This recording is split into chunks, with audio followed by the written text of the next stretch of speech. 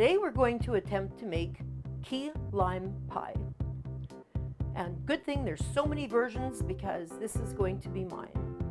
And we're going to start out making our own graham cracker crust. And we're not going to, traditionally you would put, or for most recipes, you would put it in the oven for a little while to crisp it up and then add all the other ingredients. We're not going to do it this time.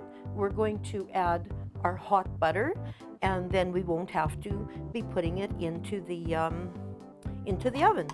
It'll just remain cold so that we could then put all the rest of our ingredients together. So we'll just add our warm butter. There's 1.5 cups of crumbs and 1/4 cup of butter, a little bit more than 1/4 cup of butter. And we're going to mix this together. And you could put this in a 8x8 pan or a pie shell or something like this. So it's maybe a little larger than what I normally would have, but it's pretty. So we're just going to go with pretty. So this is all mixed up good enough. So we're going to put this in and then cool it. So you could press it in with a fork or your fingertips or whatever you feel comfortable with. Or you could just buy one from the store pre-made. Sometimes they're even a little bit cheaper if they're on sale, so this should have a fork.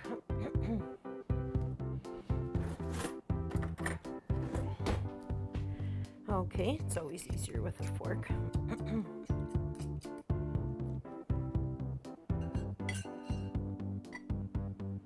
All right, so and if it isn't perfect, it doesn't matter. It'll get stiff, and the filling will keep it all together, and it'll all be fine. So if it isn't quite all even, don't worry about it too much. So we'll get this all evened out here. And if you'd prefer to use vanilla wafer crumbs and butter, that's fine too. Whatever you're wanting, whatever your flavors are, whatever your tastes are, you just go ahead and make it that way. Everyone doesn't like it the same way, and it's not going to affect the outcome of the recipe in any way at all, except that it'll be something that you enjoy. Or taking into consideration maybe people's allergies, you could make a gluten-free crust as well. There's so many good gluten-free options with different flours and different kinds of rice crackers and cookies, whatever. And as long as you add some butter to it, you could absolutely use whatever you need to make it agreeable to your specific dietary needs. So this is all right, more or less even. So we're going to just put this in the fridge.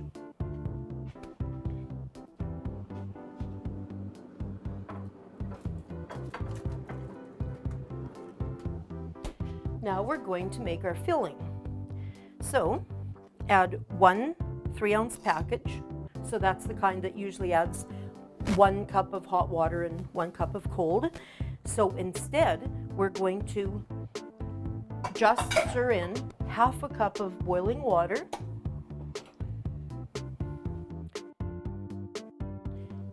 Because we'll have other ingredients to take up the other amount. So we'll just quickly stir this together. So this is half a cup of boiling water with 1 package of lime jello. And if you wanted to make this strawberry, you could do that too. So there's options with everything, but I really love lime. So we'll pretend it's a margarita and we're going to make lime.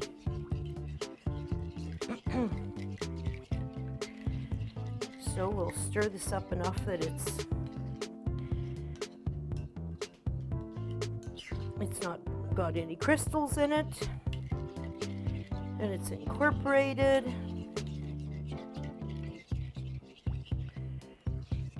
So we'll let this sit for a little while we beat up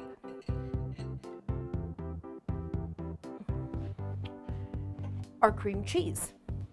So we have 8 ounces or so of cream cheese. So we're going to soften this up.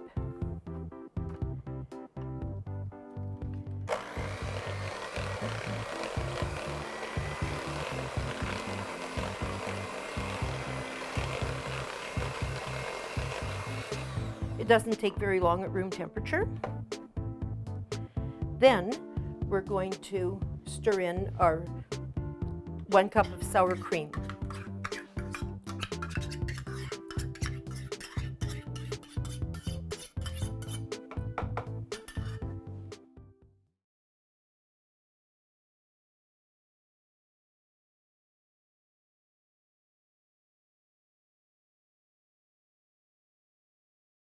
And we'll beat this in.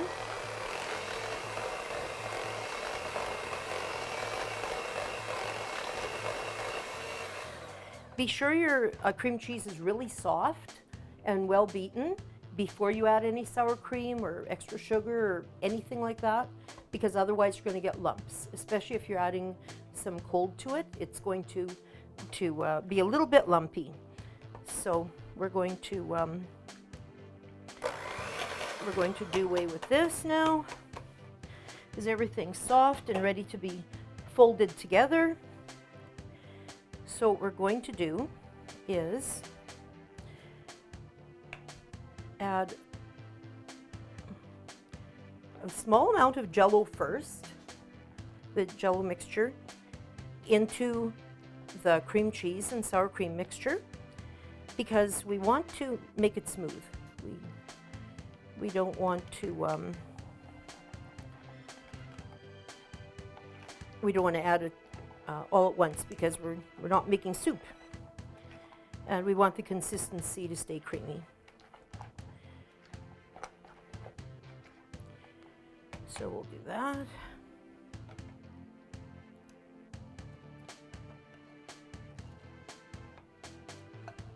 Add the rest of the jello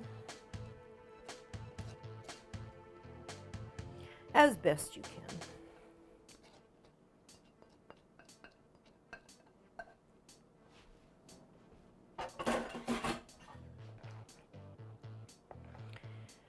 So we'll stir that in.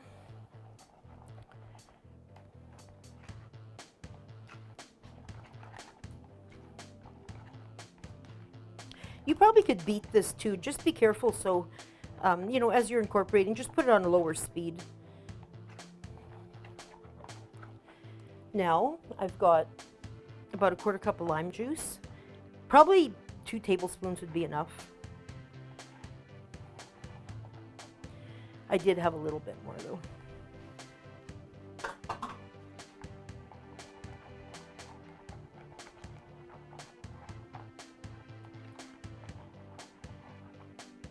So now we're going to take the 2 cups of whipped cream,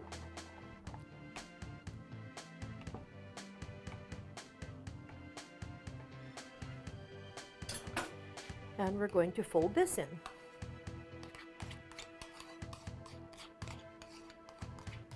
And you want to whip the cream nicely so that the air bubbles stay intact, so that's why we don't just add everything together, because you want it to be sort of fluffy and airy, but yet so the gelatin keeps it more stiffer to be served properly. And just fold it in, just minding the air bubbles, keeping it light, just like you would the egg whites into a cake or other recipe. Just fold it in.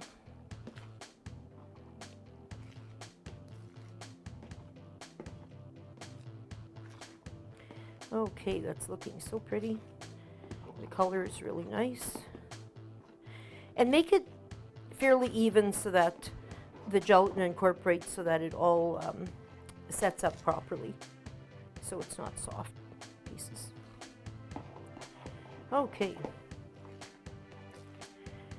So now we'll take our cool crust, we'll bring that out.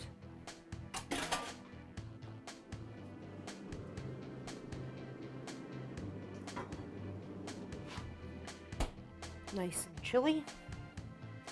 Of course, putting it in the freezer helps for a little bit. So now we'll pour this. If you put a spoon or spatula or something underneath when you're pouring, you won't disrupt your crumbs, and then you won't get it all into the filling.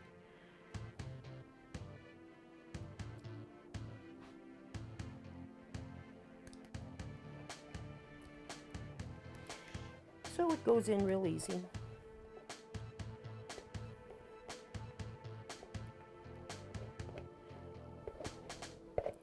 Okay.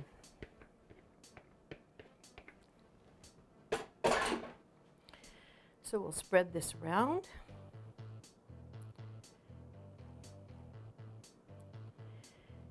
And, depending on how cold, whether you put it in the fridge or in a cool porch or wherever you have, depending on what type of year and where you're serving it and where you're at, put it in a cool place for a couple hours until you can feel that it's firm and it's set up.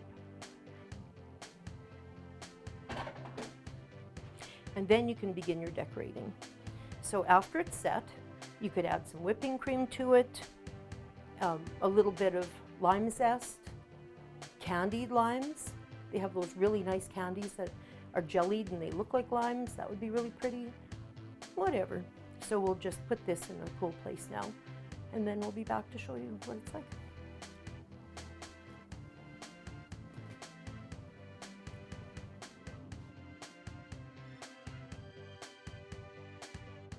All right, well, we've got this pie, and look, it's set beautifully.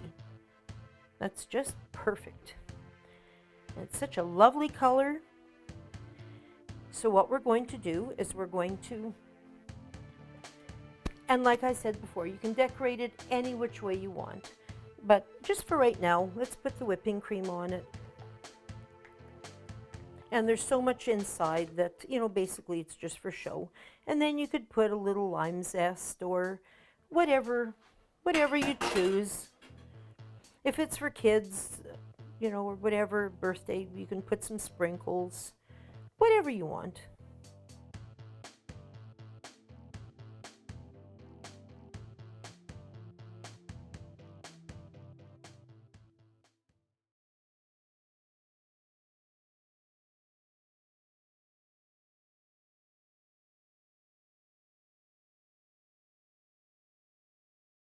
For anyone who loves stuffed potatoes, this is a nice variation with a lot less effort.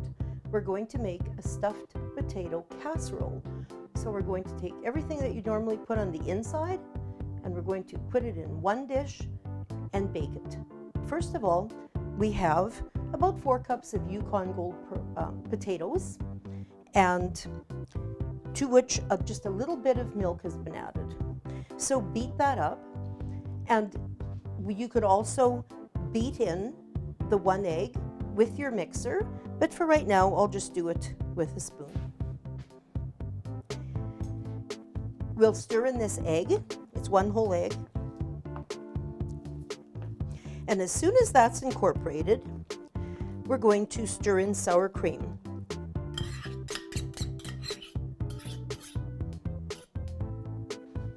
If you don't have sour cream, just add a little bit of cream cheese with some milk and you'll get the same result. Maybe a little richer even. Okay, so as you can see, it folds in very nicely. And if you want that really good Greek flair, if you prefer, you can add a tablespoon of lemon juice. So now we're going to add some feta cheese, just for a little extra flavor.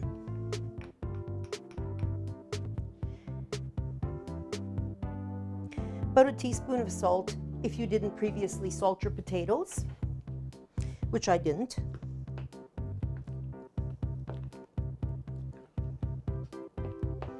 And some black pepper. Minced garlic or garlic powder, whatever you have.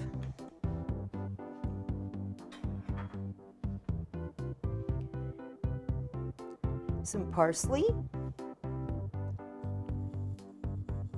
some bacon bits, or if you've cooked up some bacon, just use that.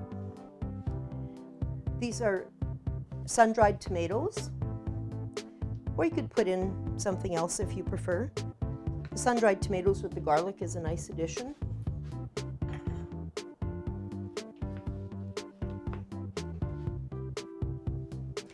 And we'll add some green onion.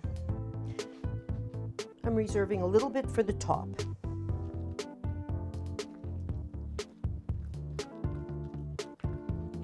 So as you can see, it's getting really nice and colorful.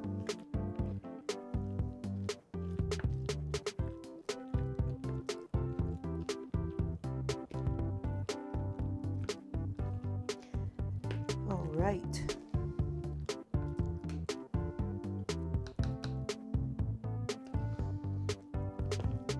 Well, maybe I could make more of a mess, huh? Okay. Well,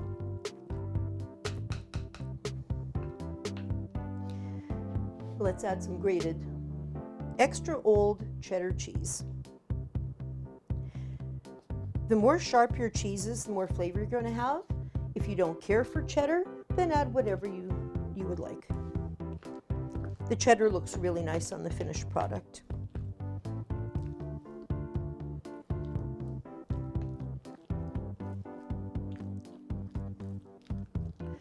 All right, that looks just super. Really nice and colorful. And the cheese will melt a little as it bakes, and when you serve it, it's going to just add a nice richness.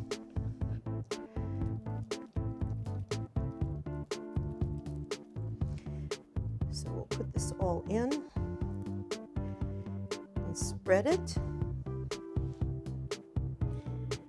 If you make it so it's about an inch, inch and a half thick, you get a lot of nice toppings with every serving instead of just making it into a smaller one and making it really thick. It's nice to have some good toppings with every serving. Okay, so here's some tomatoes.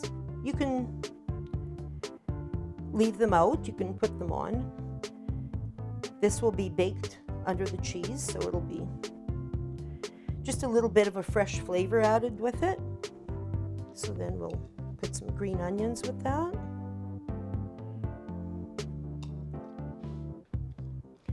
We'll put the rest of our grated cheese.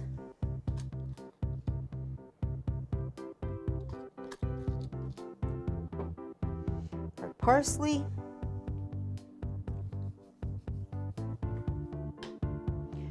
And our bacon bits.